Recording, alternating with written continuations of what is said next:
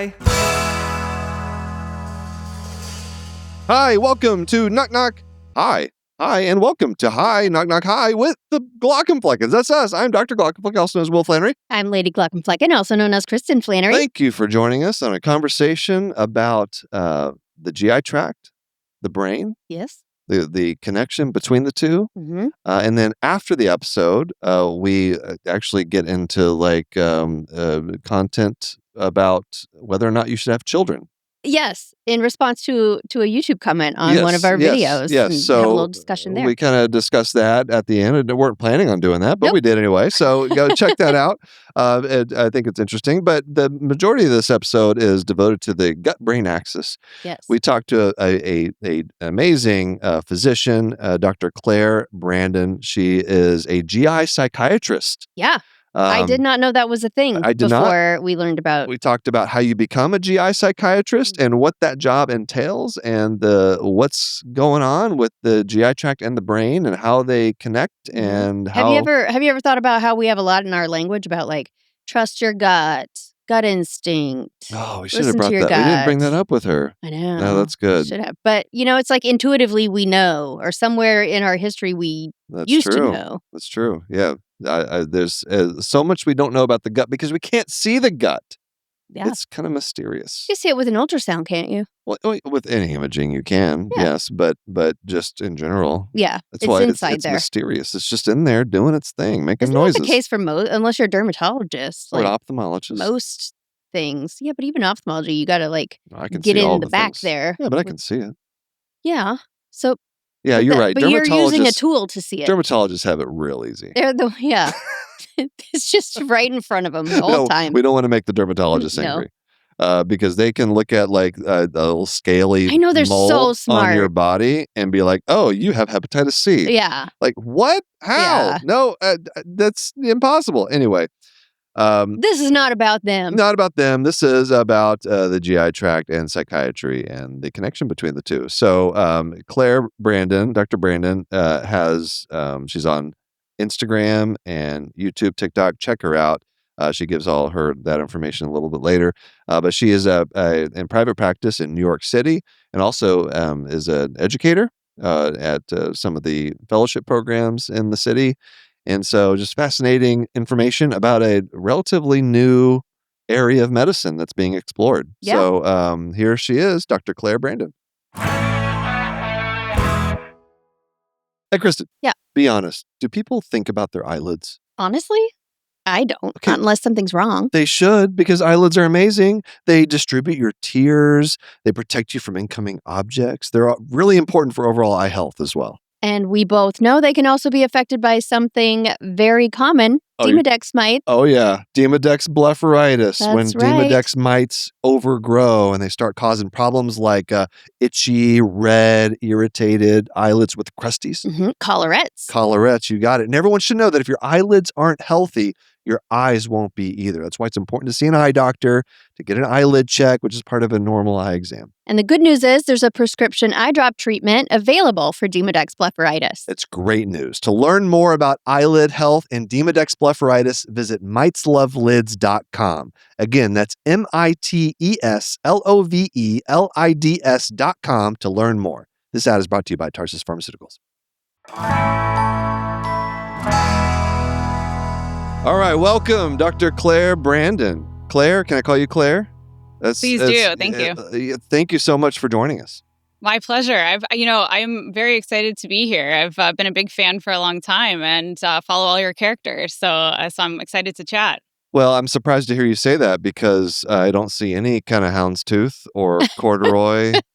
Or honestly, I do wear that sometimes. I do wear houndstooth. I have black turtlenecks on a lot of the time. So it's a little close to home, your character for psychiatry, but I like it. It's reflective. Is it a thing? Is it like muted colors or just like does it create like a calming atmosphere? Is there any kind of actual psychology to that? Not drawing attention to yourself so the patient can Right.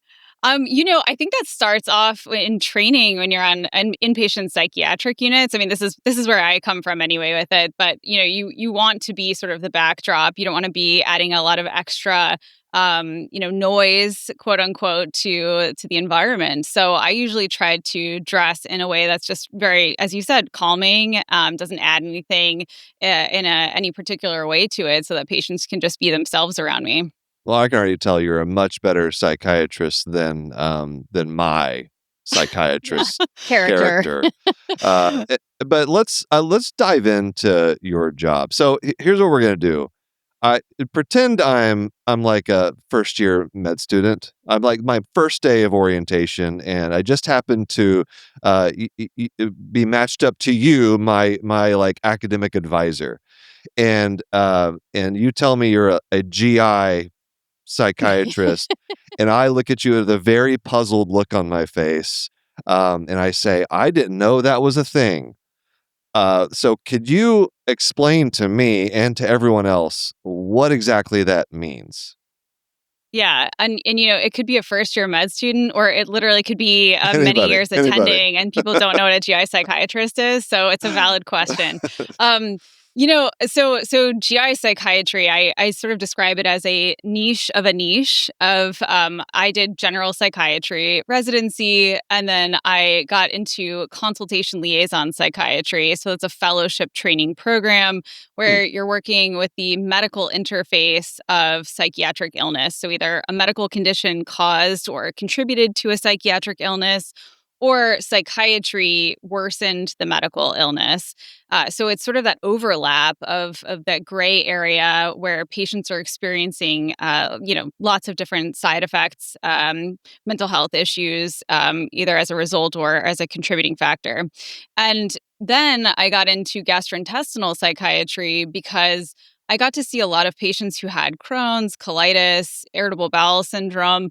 There was such a high need for patients to have a little bit more understanding of what was going on with their body. Why was this such sort of a black box of what was happening? Their brain impacts their gut. They can't see either of them. So it becomes kind of confusing. And I'm probably, I would say, one of 4 people in the country that calls themselves a gastrointestinal psychiatrist. And I think I'm the only one who's in the outpatient world. So everybody else is sort of doing research and getting more information on this from a research standpoint. But I'm seeing patients and doing that one-on-one with patients.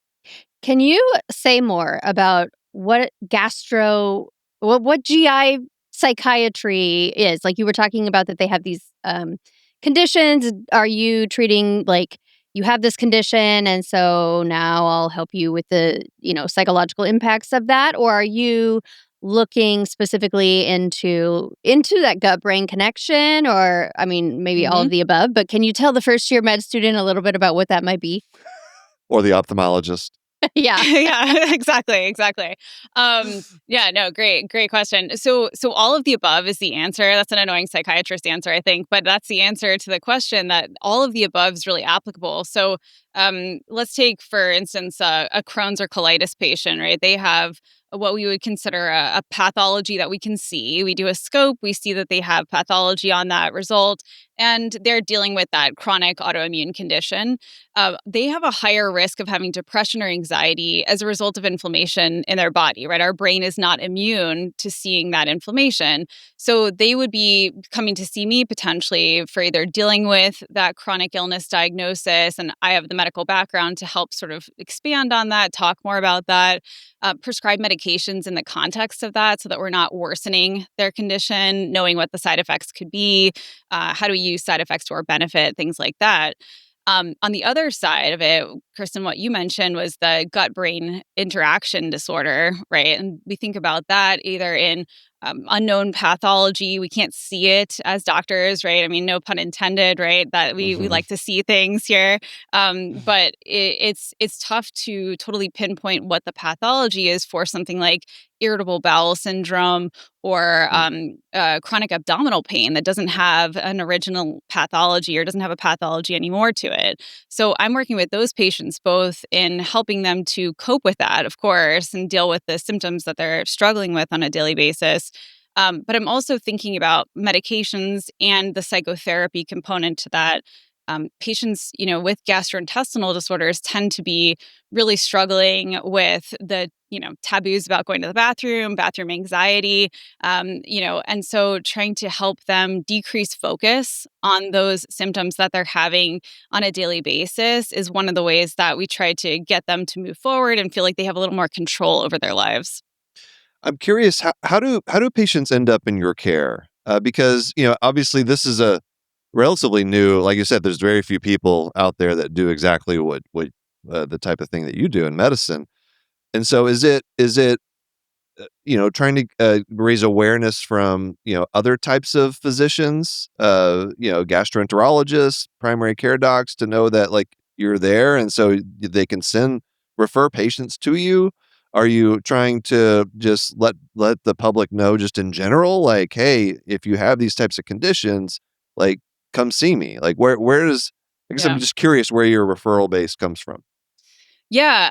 So in It's such a doctor question. I I'm know. curious. Like, I want to know Where's your referral how does base? the business work? I'm just curious. Right.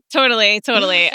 Well, so the broader picture of that consultation liaison piece of medically complex patients, that covers a lot of different types of illnesses, not just gastroenterology. So I would say probably 50% of my population is GI, and definitely gastroenterologists. Definitely in New York, but I would say all over the East Coast. Mm. They know who I am, and patients will say, "Dr. So and so referred you to me," and I'm like, great, I don't know who that is, but they found out who I was at some point, and or they had a colleague or another patient talk about me, and then they start referring patients over to me, which is amazing. It's good to hear that people are benefiting. But then I also see patients I see reproductive psychiatry patients, other medical complexities, autoimmunity, pain, that kind of thing. So those patients get referred to me from other generalists, primary care doctors. And, perhaps I'm biased, but in gastrointestinal psychiatry, it seems like everyone has, there's always a component of gastrointestinal stuff going on there. So, we try to work on those things as well in other patients. I'm curious, are the patients that come see you, do you find that they're often already have, manifestations of depression, anxiety, or is there like a kind of a preventative aspect to what you do? And like, this is something that can affect these things, and just trying to assess like whether or not this condition, um, there is a big psychological component to it. 'Cause I guess Yeah. I don't know if I'm making myself clear and kind Like of, a medical condition, is there yeah, a psychological component? Yeah. where is where's the on what spectrum of, I guess, psychological disease are you typically seeing these patients? Mhm. Because if there's more buy-in from the general medical community, then you think you'd probably start seeing these patients a little bit earlier, right, in their disease process. I think that is actually a thing with doctors really like to have the answer and help people. And so they try a lot of things before they end up getting to me. Rightly so. They're trying to work up the patient, figure out what's going on. So I often find that I'm trying to shift that narrative to be a little bit more preventative before it is that I'm the last resort. They are in absolutely dire straits. They're really struggling. But I would say it is probably more like they have anxiety or depression, could have been pre-existing, but certainly as a result now of what's going on with their medical conditions. And what they come to me for is how do I get rid of whatever GI symptom I have? And I sort of reframe that because we have to talk about anxiety didn't cause your condition, but it's not helping it now either, right? So we're trying to work on this other facet of what's happening, that's worsening the inflammation in your system. Oh, interesting. One thing I reading about your bio, one thing that I've been thinking about, we have a 13-year-old daughter, and Yeah. I swear this is going somewhere. Um, she's getting into different types of music, and she's recently getting into Nirvana, Hmm. and I kept reading about your bio and what you do, and this gut brain axis. I think about Kurt Cobain. I don't know if you're familiar with Kurt Cobain, but he struggled with like severe abdominal pain, that, obviously he was really very well known for having, severe depression, and that Right. led to his death. And so I'm thinking about that. Like, this is probably a very under recognized thing. And Yeah. so I think it's just so cool that you're doing this. And, uh, I'm sure you've already mentioned it goes outside of GI as well. I mean, you know, I want to get into just like the brain, gut axis that Mhm. you had Mhm. mentioned. But before we jump like specifically into that, this isn't GI specific, right? I mean, this could be any like medical physical condition that can have this type of effect. Right. Yeah. I mean, any psychological or physical stress on the body can provoke inflammation. It creates that inflammatory cascade with cortisol, like the bad word right now in medicine. Like if you have high cortisol, like that's a problem. So it can absolutely be any kind of stressor on the body. The patients, I think GI has an extra level of an issue because you really can't see anything that's going on. And so for patients, I think it's more and more unsettling for them because they really Mm, don't have an ability to say, how is it going? How am I improving? What's the marker for change in this? I describe good it with point. patients, if you have like a paper cut on your finger, you can watch it heal, right? Like it's getting better. It's really hard to do that when you have a gastrointestinal disorder, especially if there's no pathology that another doctor has seen. That's why I, by the way, love being an ophthalmologist. I can actually like physically look at the problem, like with Mhm. Just with your eye and 99%. your little Yeah. Totally. magnifiers. And the most challenging patients that I have are the people that come in with like vague, like pressure behind my eye. It hurts around my brow, and I struggle sometimes. Like, I don't know exactly what's causing this, and it Hmm. can so it's hard sometimes for me to try to, like, have those conversations with patients, and just as hard, obviously more difficult for the patient themselves, because it's sometimes they're like, "Wow, this guy, he's a ophthalmologist and a TikTok comedian, and he doesn't know what's going on with me. Who who does? Who on earth could figure this out if he can't?" So it's like, I don't It's true. know. It's true. All of the doctors that you play, I mean, how could not a single one of them figure it out? I know, these Um, every specialty, yeah. but it's you bring up you're highlighting an important point. It's actually a psychological one, so it's pertinent that doctors do want to do something to help, right? They want to fix something. And I think that patients really they've been primed in the medical system to say, like, I'll get the answer, I'll feel better. And when there's a little bit more gray area to that, of course, it feels very stressful to them, and stressful to us also as doctors, right? So there's always that sort of conflict in there that we want to help, we don't know how to help, and then patients look for, you know, uh, 10 other doctors potentially. And like the number of times actually that someone comes into my office and says, well, I saw this on TikTok, do you think that applies to me? I'm like, maybe sometimes that's helpful, but also it's not, it's not the full picture.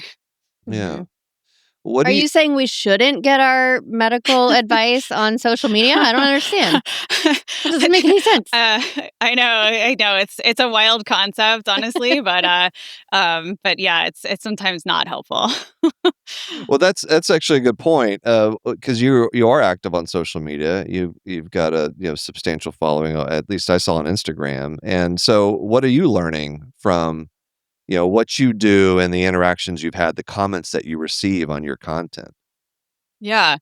I don't know if I learned this, but it's an important point to constantly be reframing and putting education out there that a lot of people are scared of psychiatry and that they feel like psychiatry means like a failure on their part, or that that's sort of again like a last resort. They shouldn't have to go to a psychiatrist. And a lot of people feel like that's blaming, like it's in my head if I have a GI disorder that's not responding to classic GI treatment, or the doctor can't find out what's wrong with me. And so therefore there must be something that someone's missing. Like a psychiatrist wouldn't be helpful in that.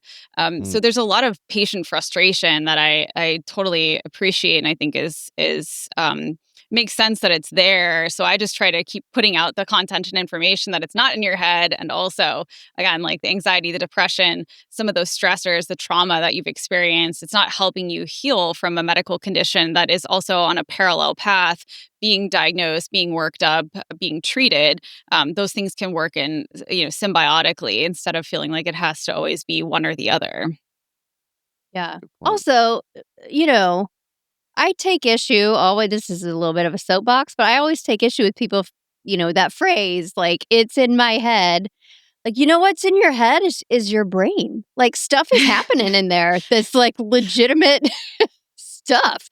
And your brain is connected, especially in the case of GI patients, your brain is connected to your gut. So, Yeah. In fact, it's always been connected. It's from embryology. The same bundle of neurons went to the central nervous system and sort of migrated down and became the enteric nervous system. So it's always been connected the whole time. It's not like a new concept that, it's more talked about now, but it's not really a new concept.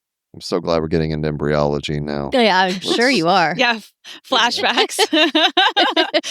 We can get into eye cups and optic vesicles and neural crest cells. I'm just pulling random words that I remember from that. I do remember those words. I couldn't put them into context, but I recall some of those things. Hey, let's take a real short break, and we'll come back and talk some more.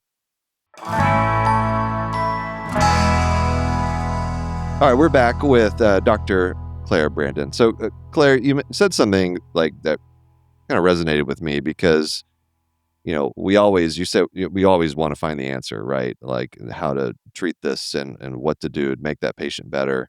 And we do think about it as far as like one or the other. And so, I think that mentality extends to patients.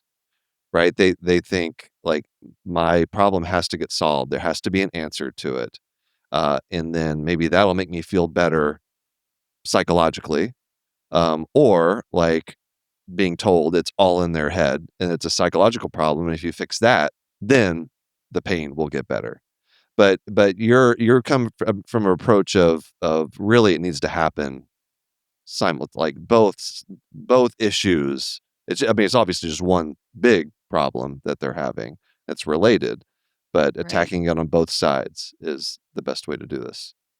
Yeah, in psychiatry, I find myself using the term radical acceptance a lot, which means it's not the way that you want it to be right now, but you're going to sort of sit with that and also move forward. It doesn't mean stop looking for the answer for things. But you're right. I think we are constantly looking for like, what is the silver bullet? What is the thing that is going to make me feel better? And a lot of times decreasing the attention to the symptoms, bearing that there's nothing else that's acutely going on with patients. If they've been in a chronic syndrome, the pain still may be present, the pain still may be a part of their life, but decreasing the attention that they're giving to that actually can be something that helps to unlock that cyclical connection, that they're overly focused on a symptom and what does it mean? What's the answer? What next doctor do I need to go to? Yeah, I think that's going to be the hard part for a lot of non-psychiatry physicians. If we, on our exam, our blood tests, everything, whatever it is, looks normal, right? We can't find a physiologic, like something in the body that would explain this. How do we talk to the patient? What are the things that we say to kind of broach the idea that there is a gut brain axis here and that maybe we need to move toward seeking someone like yourself, as a psychiatrist to help with this? Like because there's this stigma, right? Like you just already mentioned. And I could see how patients can be put off by that line of thinking. So help the general medical doctor or whatever they do, people like me, primary care docs, Sure. gastroenterologists. How do we have that conversation? Yeah.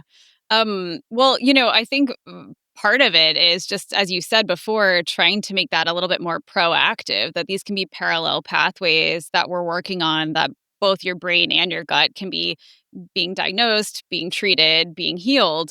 Um, and I think one of the major messages that I would encourage any doctor and with any kind of medical condition, if they think that a psychiatrist could be helpful in those cases, would be to really reassure the patient I'm not giving up on trying to figure out what's going on with you. I want you to see me still as a very active part of your care team.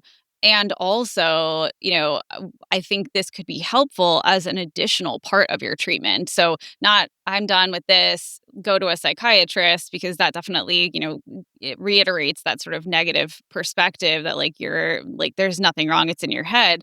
But how can I work together with a psychiatrist to make you as healthy as possible? I think also, we tend to this is gonna get into, philosophy in psychology, but, we tend to think of the mind and the body as different things, but the mind is a product of the brain, which is an organ, you know? Mhm. So, framing things in that way also, I feel like just from the patient side could be potentially helpful because it's like, okay, yes, it might be something in your brain that's happening to cause some of this, but that doesn't mean that it's, quote, "all in your head." Like, it's a part of the body just like everything else, and it interfaces with these every other part of the body. So, of course, we should be looking there. There is a biological explanation for why you need to see Mm. a psychiatrist, even if we're not sure what that is yet. But just on principle, your brain is an organ in your body. Totally. And we know there are neurotransmitters that are interacting with that. We think of serotonin, dopamine, norepinephrine as major parts of what are provoking anxiety and depression. And actually, we have the highest number of serotonin receptors in our intestinal tract.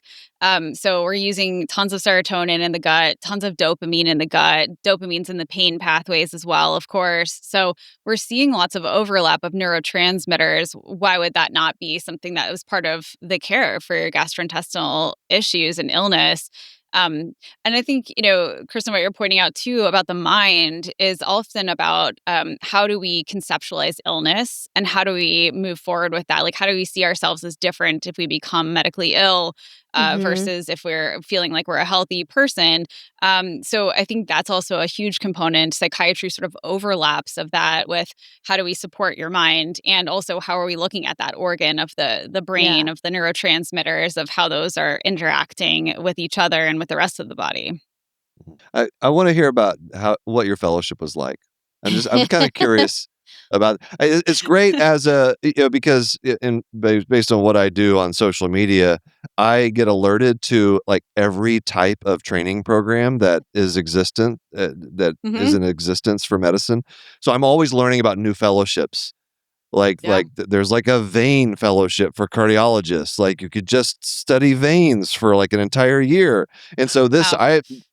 I'm happy to say I am learning about I just learned from you about a new fellowship today, which is great. Oh, good. What was what was help me understand that one because maybe I want to make a video Sure. about you. I don't know. I mean, I'm happy to help.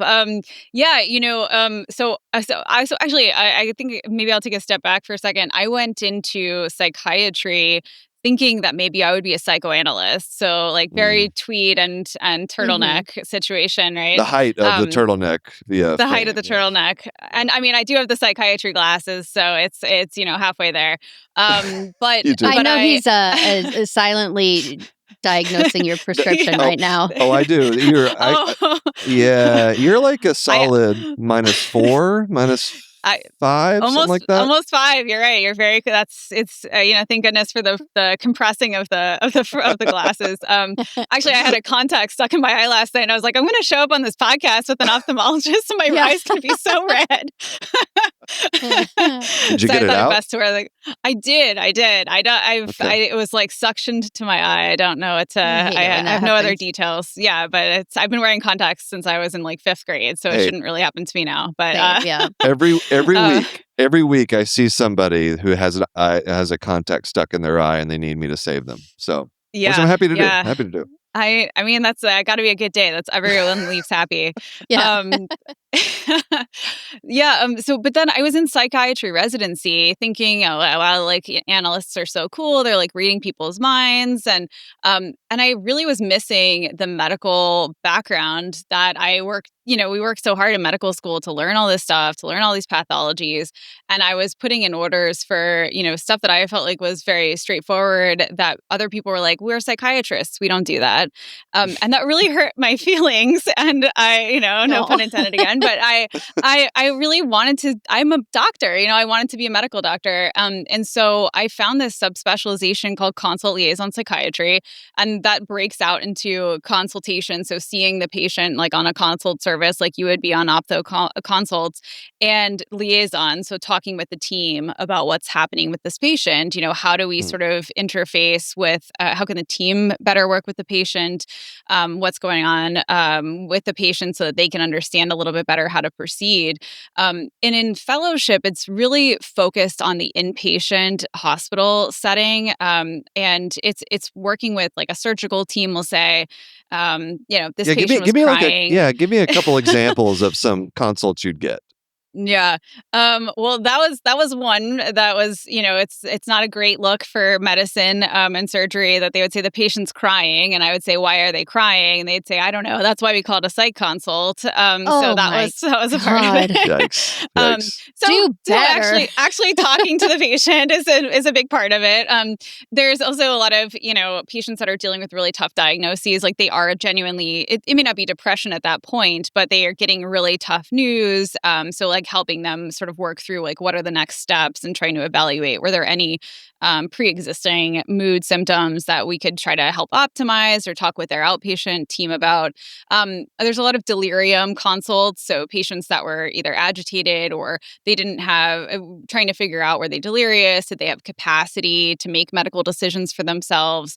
So a lot of that came into play on the outpatient side, which again was a little bit more minimal, at least in my program, but we worked in, different specialty clinics. So either the cancer clinic, working with patients, optimizing their antidepressant meds to make sure that they weren't interacting with their oncology medications, reproductive psychiatry. And then in my sort of niche, I started trying to take on all the patients that had autoimmune conditions and gastrointestinal conditions and learning a little bit more about that. Selfishly, I'm wondering like how many ophthalmology psychiatry crossover things that we might see. Honestly, I don't. Well, there's neuro-ophthalmology. I know that's more like physical based, but right, yeah. But I mean, I'm sure there probably is room for like more awareness of different, Well, actually, your point before about the like soreness around the eye that you can't diagnose because there isn't something objectively that you see as far as like the tools that we have. Sometimes in gastrointestinal psychiatry, right, we think about this idea of hypervisceral sensitivity. If you are in a heightened stress state, your body tends to perceive sensations more acutely than somebody else. Like if we lined up 10 people, they would all feel the sensation in different ways depending on how they were feeling. So it's not that that person didn't have an ophthalmologic condition, but it's also possible that they were really worried about having a particular condition and they were very focused on that. And your reassurance maybe was helpful, but maybe they also weren't sure, did he miss something? Is there something else to look at? Like, should I go to 10 more ophthalmologists, trying to figure out what that symptom actually means for them. So I would say that's a point of overlap. And then also anybody who's dealing with like macular degeneration, like loss of, really loss of one of their senses, that is, of course, a very upsetting experience that you guys, treat patients for. And so those would be patients that I would probably get referred that would be trying to figure out who am I now if I have lost some of my senses. Yeah, that's a good point. Yeah. Yeah, I feel like there's probably you can find overlap with any specialty. I mean, it's just, It's almost as if doctors are actually treating whole human beings. Yeah. Like, and maybe we should collaborate more. Like, are you having like, do you have the ability to, talk with other members of your patients' healthcare teams? I'm sure that's probably a big part of what you do on a daily basis. Yeah, it's a requirement. I always tell patients I'm like the quarterback of their medical team once I get on board, because I'm hammer calling the other doctors to say, like, I need to talk to you about this. And it's helpful, if there's so much overlap. There's so many medications that can worsen psychiatric symptoms and vice versa. And so I want to make sure they're aware of what I'm doing. Like what the right hand is doing, what's the left hand doing. We have to like be working together on that. So I find that's absolutely crucial to patients getting, improvement in their quality of life and feeling like they're more, they're just having a better experience in the healthcare system.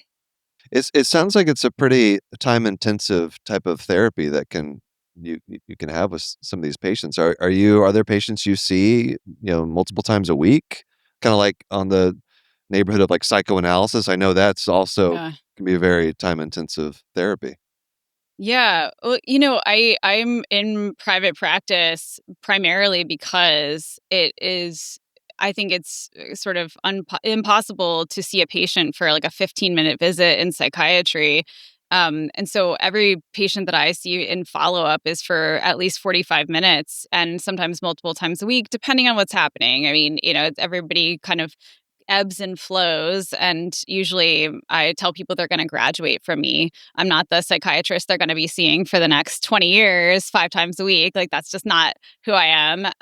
And oftentimes I say to patients, we're getting to a place where we are, you're doing better. We could probably try to transition back to your primary care team. Do you want to graduate from me? I would say most of the time they say, no, I'm good. I'll just stay with you and keep seeing you, which is very nice. Yeah. But it's not always necessary. They don't have to see me for the rest of their lives. Well, there's also only so many hours in the day, right? And only four of you in the country, apparently. So I mean, yes.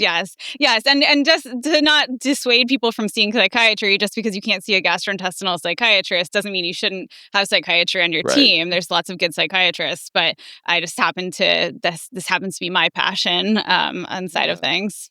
How's the recognition within the psychiatric community in oh, general? Like, yeah, I'm is that curious about that. has it been an uphill battle at all to try to get this type of care recognized, or has it been pretty accepting?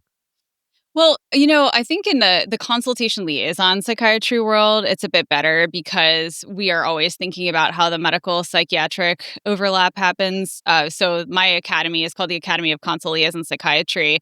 I will say that only in the last year have they been talking more about gastrointestinal psychiatry, but they have made a set of presentation, things for that at this point. So, or for like, submitting for abstracts to the conference. So I think they are starting to come up to speed with that and pick up from there. That's great.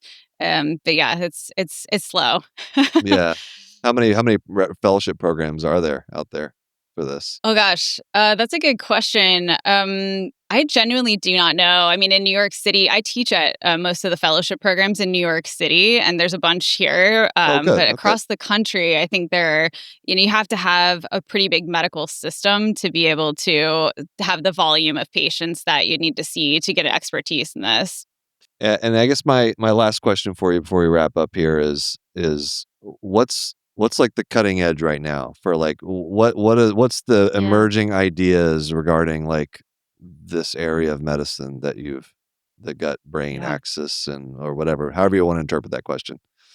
Yeah. Well, I have two answers to that, actually. I mean, on the one hand, what I would say that's what's out there right now is really thinking about the gut microbiome and, how that symbiotic relationship is happening, like all the bacteria in our intestinal tract, what kinds of toxins or, byproducts are being produced there, and like, is that good or bad? There's a lot more research happening with how Parkinson's and Alzheimer's are being impacted by the gut and the gut microbiome and pathogens in that case. So I think there's a ton of exciting work that's going to be coming from that. And hopefully we can get a little bit more concrete about what that actually looks like rather than just saying, like, take a probiotic and that will fix your depression. Because obviously that was way too reductive. It's not what's going Right. to happen, unfortunately. On my side of it, though, I think just getting more awareness around how much control our brain actually has over our body and being able to harness that. It takes time, it takes effort. Getting feeling better from gastrointestinal psychiatry overlap illnesses definitely takes time, but you can get better from that without having to take 100 medications or doing every test that ever existed for gastrointestinal symptoms. So just finding a good therapist, finding somebody that works in that interface, and really helping harness your brain and the power that it has to help you feel better. And we didn't even talk about whether fecal transplantation is helpful with any of this stuff. I don't know. We got so close. That was inflammatory bowel disease. Could that be helpful in that? And actually in depression, I do think there was a recent study about that, but I can't say that I'm well versed enough in and certainly psychiatrists wouldn't be doing that. I don't think you would want psychiatrists doing that anyway. So it won't be in my realm. Not your area of expertise. Yeah, not today. Well, this has been enlightening. I've this is an area that I have no knowledge of, basically. So it was great to have you on to talk about this and kind of help shine a light on this area of medicine. Yeah, my pleasure. It's been a thrill. I really appreciate having me. You're on Instagram, YouTube, TikTok. The GI Psychiatrist, I think, on YouTube and TikTok. People can find you. You're posting content, making videos. And Claire Brandon MD on Instagram. I unfortunately spliced those names, but yes, I'm making content, doing lives, just trying to get information out there for people to feel a little bit more hope. That's great. Well, thanks for putting that information out. Yeah, and for people who are interested in your field, what do you recommend? I know it's relatively new, so how can they learn more, get involved? What does the first year medicine? This is your chance. Yeah, your chance to bring the first year med students into the fold. Totally. Well, I would certainly say that obviously there is a path of psychiatry to consult liaison psychiatry, and then finding a mentor. And if there's any med students or residents out there that are interested in it, I teach a lot at the fellowship programs in New York and other places, and I'm just happy to be bringing this to light so that more people can help patients. Yeah, that's great. Well, Claire, thank you so much for joining us. Thank you, guys. I was really hoping she had some juicy tidbits about fecal transplantation, but was that a pun? I guess. Ew. Hey, no, we don't do puns on this podcast, right? I'm not a pun guy. You say that, but then you really enjoy yourself a pun sometimes. No, only when it's a full juicy pun. What? Stop saying that word, please. Juicy? No, you're not juicy. No juicy? Okay. Isn't that a luxury brand? Is that still a thing? Oh, good question. Juicy Couture. Remember that one? Mm-hmm, I do. They had the sweatpants with juicy on the butt. Did you ever own those? I did not. No? Okay. No. All right, well. That wasn't really my my personal brand. That was a great conversation. Thanks to Dr. Brandon for Super coming on, and to give her a follow, because this is like, I love hearing about the newer things in the medical field, how the medical field is changing to recognize something that we probably should have been trying to figure out for years and years. And yeah, I'm a little surprised. I wonder what the story is here with that from embryology, medicine already knows that there's this connection to the gut from the brain. So did they just decide, that's weird, oh well? Well, I think part of it honestly is the psychology of physicians in general and how we think. And like she said, just like she had some mentors that were like, oh, we're psychiatrists, we don't do that. Yeah. And so I think that probably plays into it. It's like just having a mindset where you are just, this is what you do, and you're not even going to put any brain thoughts toward anything outside of your little sphere of influence. Yeah, the specialist model.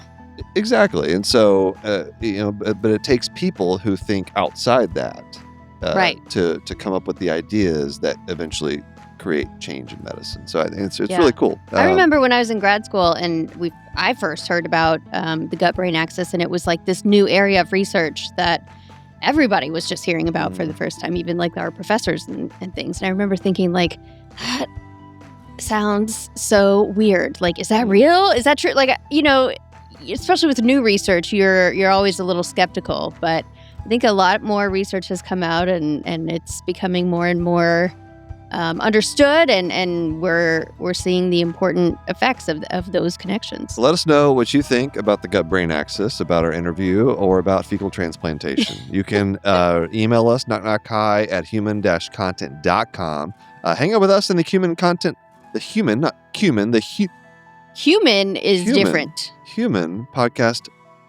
content podcast family on Instagram and TikTok @HumanContentPods.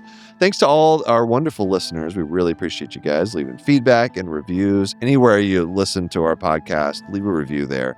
But on YouTube, we can give you a shout out. Or anywhere I think we can give a shout out. We've given shout outs for reviews on Apple, Spotify, wherever. Yes. But on YouTube, Patreon. @Glockenfleckens, go subscribe to the YouTube channel. We had Bubbly Salt chime in. Yay! That's right. @Staciness81 said, Bubbly Salt here. The reason people post about not having kids is because so many women are told they are wrong and not a real woman if they don't want or have children. So the context for this is I talked about this, this area of social media where every now and then you'll see the DINK movement, double income, no kids. So they make a video about the wonders of not having children and how great their lives is. I'm kind of jealous. And it always sparks like I am flood aware. of anger. Right. And then both people with kids and without kids, they're all like arguing and fighting with each other. Right. And my thought is like, well, this is kind of stupid that we're even having these arguments, because like people without kids, they don't know like what, like the joys that you can have. They can see the meltdowns of the children. Well, and also not everyone can have kids. Right. Like, it's not even a commentary on what they think of children. Well, I think sometimes it is like that. Sometimes the content comes across as. Yeah, I'm just saying for the ones that like cannot have children. Oh, like, sure. It's a completely different conversation there. I don't think anybody should be making content trying to convince people to have children or not to have children. Like that's such an amazingly personal choice and decision for a lot of people. And you know what? I have children as a woman, and I love my children. I would not do it differently. I knew I wanted to have children. I'm glad I had children. That said, I understand why you might not want to have children. Like, I never fully appreciated that more than once I became a parent. I was like, this is not for everyone. Like, this is a hard job. So to speak of that, Bubbly Salt goes on to say, society is incredibly cruel to childless women. It's true. I know, because I have been told so many times that I am a bad person for not having children, or that I am lacking in life. And that's not okay. Yeah. In my 20s, when I said I didn't want kids, I was told I didn't know my own mind. Ugh. It's truly a sad thing that many women are bullied and shamed into having children, and a lot of them maybe didn't want them. I think people are making this content to show it is okay not to have children. Yeah. In reality, it's no one's business, but our society can't mind their own business or opinions. This is true. Absolutely. This is one of those areas, too, where often, people will say things on the internet that they would never say in real life. And the only time you encounter these, beliefs are on the... No, this is an in real life and the internet issue. Like, people will just, to your face, you're a bad person for not things. for enjoying a life without kids. And like, you don't know your own mind, and you're lacking something because, like what you were saying, that they don't see the joys or whatever. They don't know the joys. But they will just come right up to you. And then, when you're, I don't know, early 20s, at least that's what it was for me, where I was a bazillion years ago. Yeah. The first question that you hear after graduating either high school or college is, when are you getting married? Second question, once you get married, when are you guys having a baby? Yeah. And I don't think they say that to men. Did you ever hear that? No. Yeah. Never. So it's like people are really up in the business of women and whether or not they have children. And so I thank you, Bubbly Salt, for this comment. And like when I see that content, like I know that content is not for me. Mm-hmm. Like I'm not like why. Do you mean like as a man or as? Oh no, as a person with kids. Like when I see someone talking about how they enjoy their life without kids, yeah. I know like that's not. I don't resonate with that content. It's not something that is made for me. Yeah. But I can just, without even seeing the comments, I know exactly what the comments are going to be. It's just going to be people being angry at this person. Right. Like, why do we take issue with it? Yeah. So I don't get the content, but again, it's not for me. And so, but that's just the nature of social media, I suppose. You know, people are just going to get up in arms about people that don't have the same mindset and experience and thought processes. But I think it's important that we do be honest that there are some benefits to not having children. Like, it's not so black and white. Like, both sides have pros and both sides have cons. It's also in the way you present the content sometimes too, because like I think there are some people that talk about like childless lifestyle, and I think some of them know what they're doing. Oh, they're like intentionally provoking this argument. They're trying to provoke and get this argument because it's engagement. So there's some engagement farming, but to speak to Bubbly Salt's comment, I do think some people are making that content as a way of supporting people that just can't have kids and that it's okay or don't want to. So that's a fantastic point. So I appreciate that. Go check out we have full video episodes of this podcast on our YouTube channel at Glock and Fleck. We just have a Patreon, cool perks, bonus episodes, early ad-free episode access. You get to interact with Bubbly Salt in there. That's right. Bubbly Salt's in there.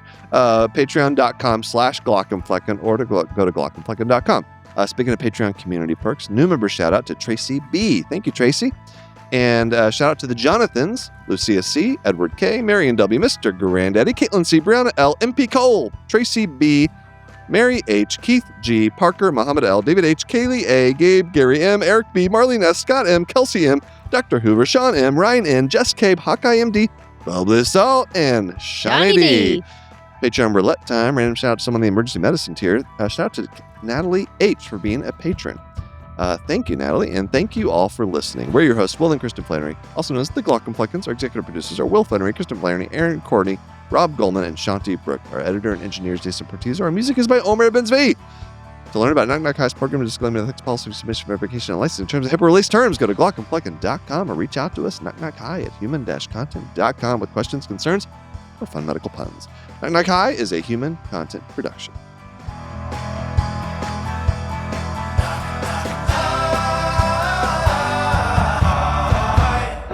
Goodbye.